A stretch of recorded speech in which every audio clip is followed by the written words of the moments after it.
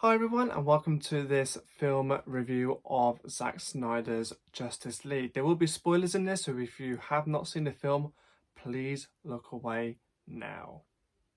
So in this one, I'm going to be talking about my own personal favourite scenes from the film, and it's difficult because there are so many things to talk about in this film, and I'll try and go as many of these things as possible. So just want to first of all say this film is absolutely amazing. This is levels above the 2017 Justice League film. This is one of the best DC films I have ever watched, and for you guys out there, probably the same for you guys too. Probably the movie of the year, some will argue. The thing with this movie, the thing that this movie has that the original Justice League hasn't got is heart. This film tells you a lot more about the Justice League members. It tells you more about their background, about what they go through, about how they all come to be in the Justice League. Cyborg definitely is a character that is at the heart of this movie, and Zack Snyder said himself that Cyborg has a massive role in this movie. Is probably one of the main characters in this movie. Like this movie evolves around him. Of course, we get to see more of the Flash. He's got a bit of a sense of humour, and that's what we need in these superhero movies. We need a bit of sense of humour. We need funny moments, and the Flash done that well. Wonder Woman, of course, she's with Batman, and they try and get all the group together. And Aquaman, it's just all bringing them together. It has more heart than what the original Justice League has. Justice League, when it first came out, it's a completely different movie, and it rushes. The movie doesn't make sense, and the plot was terrible. The thing with this movie, even though it's a 4-hour movie, it takes its time. Even though some places, some scenes do drag, but even though the scenes do drag, it's not boring. It's interesting, and it makes you want to watch more. And that's what I like about this movie, because even though this is the longest movie I've ever watched, the scenes that drag in this film, it makes you want to keep watching it. And Zack Snyder has done that so well. He has. And I respect him for that. I do respect him for that. And the movie is... I have massive respect for this movie. And like I said, probably going to be the movie of the year for me. The bit that I loved, first up, I must get this out of the way because otherwise I will forget it. Batman and Joker. At the very end of this film, it is a nightmare scene. And it's set in the future, of course, where Superman turns evil because Lois Lane has been killed, and Darkseid has Superman turning against Justice League, whatever. I don't know if we'll get to see that in the future, who knows. But Batman and Joker have a conversation about how they're going to team up, and I don't swear on my channel, but I will say this once. Batman says to Joker, "I will fucking kill you." I have never ever,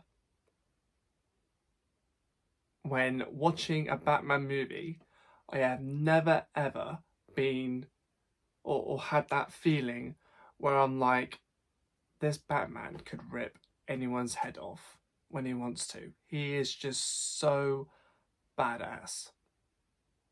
He's so badass.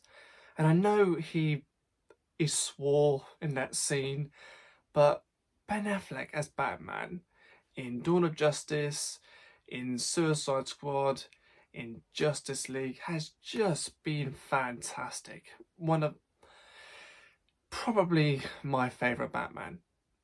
Probably my favourite Batman. He has just been awesome. He really, really has. And I really hope that in the future Ben Affleck and Zack Snyder come together and they have a meeting and say, listen, we will give the fans what they want. Batman versus Deathstroke, Justice League, whatever. The fans want to see more, and I really hope that Ben just comes back and gives us more Batman, because I absolutely love his Batman. So in this film we have a different version of Steppenwolf, and we also have Darkseid in this film, in which we didn't have in the original Justice League film. Steppenwolf in this film is a lot more badass. He does a lot more stuff. He is totally different. He looks totally different, obviously. And it's just...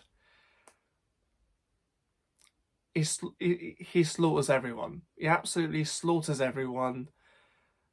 And Steppenwolf in this film is someone who you don't want to mess with. Apart from the Justice League characters, of course, that come together to stop him, Steppenwolf is an absolute badass in this movie, and anyone that tries to stop him, human,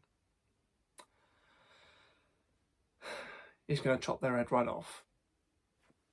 That's it. But with Darkseid, you see Darkseid a few times in this movie, and he looks great. CGI is good, even though I've seen that some people don't really like the CGI, that it wasn't done as well as it could have been, but I like the CGI, it's fine. But with Darkseid, he looks fantastic. The voice is great, and I want to see more Darkseid in the future, and I hope they bring him back. I really do. What I liked at the very end is when Superman comes along and he just gives he gives Steppenwolf a good time. He beats the absolute shit out of Steppenwolf, and I mean, Steppenwolf hasn't got a chance against Superman. And of course, Aquaman stabs him, Superman punches him, and just as Steppenwolf is about to go through the portal where Darkseid and all of his army is, Wonder Woman jumps up and chops his head clean off. And I must say that is one of the most badass scenes in the film, where Darkseid goes through the portal and his head drops by Darkseid, and Darkseid just stamps on his head. It's brutal. It's brutal. And I love it. I love it. Another thing I must say about Superman, his suit is great. The black suit's great. And I know many fans out there will be pleased that the black suit has finally been revealed, shall I say. And I know that when they were filming the scenes with the suit, Warner Brothers wouldn't allow them to use a black version of the suit. So in the scenes where Superman was wearing his suit, he was actually wearing the red suit, but they had to